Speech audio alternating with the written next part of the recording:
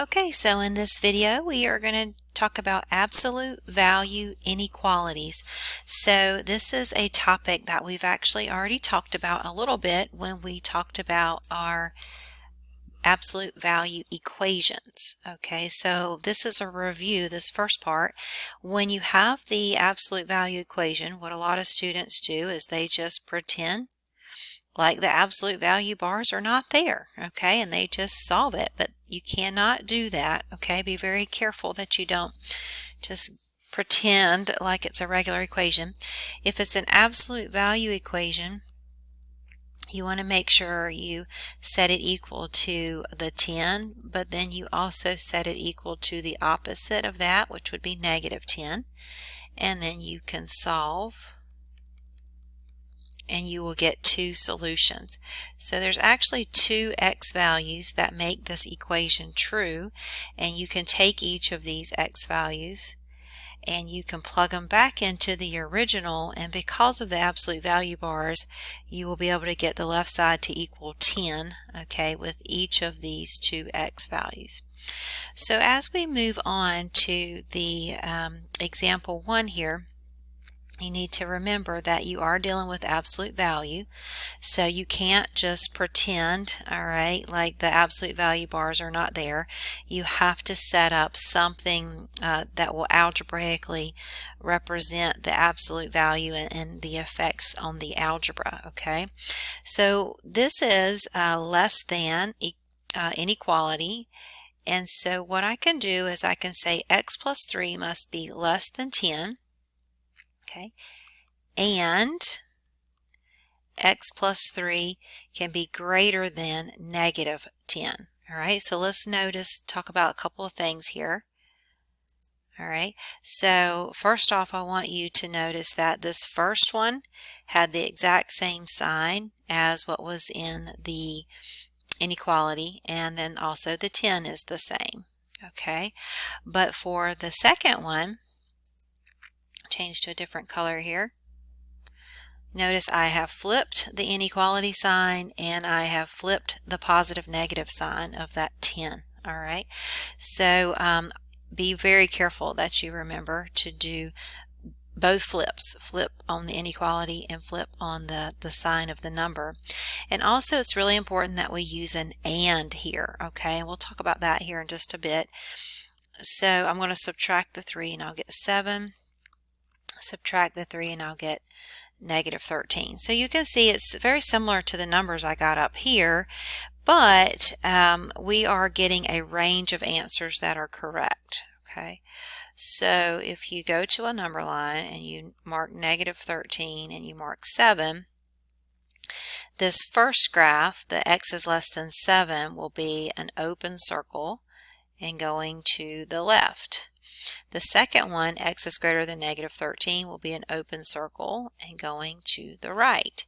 And we need the values that work for and. All right, so here's where the and comes into play. Go to a different color here. All right, the and means it has to meet both conditions.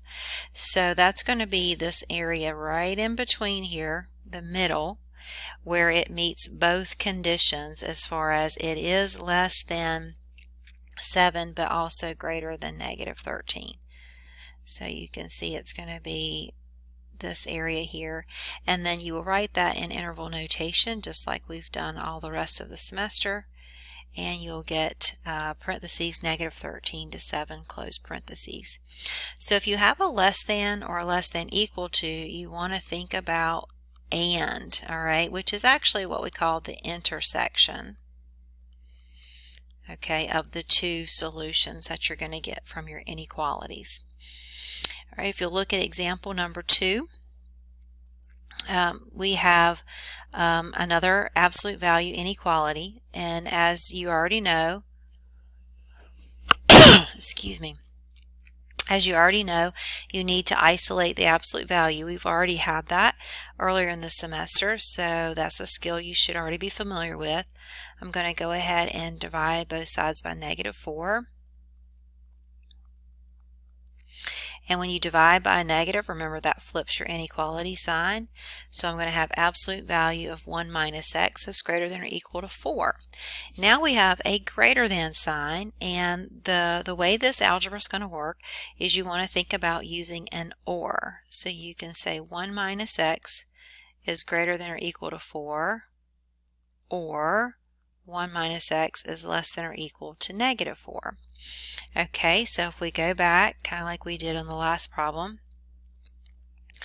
and we compare, in the first inequality I used, first inequality I used greater than or equal to, which is the same as what was in the absolute value. And I also have a 4, which is the same which was in the absolute value inequality.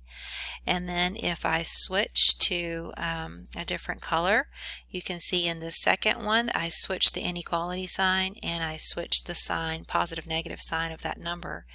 All right, and so now we can just solve each of these inequalities.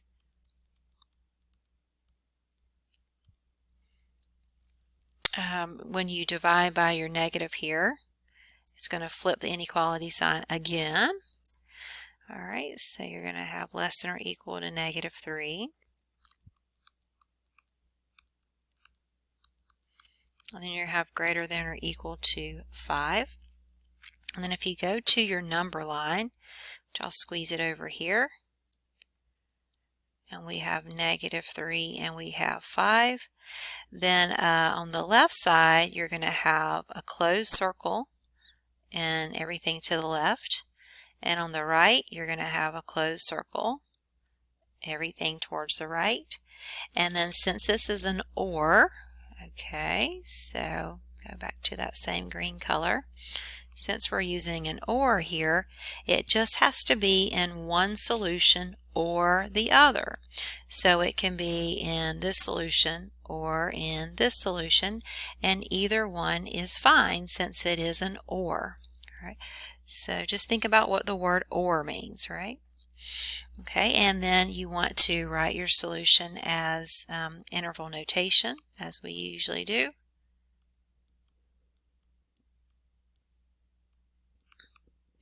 All right, and you have solved the absolute value inequality. And so when you have a greater than or greater than equal to, you want to think about or, okay, which is kind of like thinking about the union of the two solutions.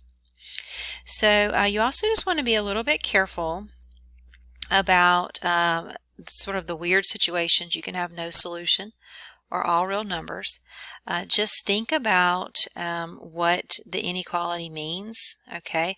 So if you have, let's say you're solving and you got down to a statement like this, where x is less than 10 and x is greater than 12. Well, remember this and means it's the intersection. It has to be in both. Well, how is a number going to be less than 10 and it's also going to be greater than 12? Well, that doesn't happen, right?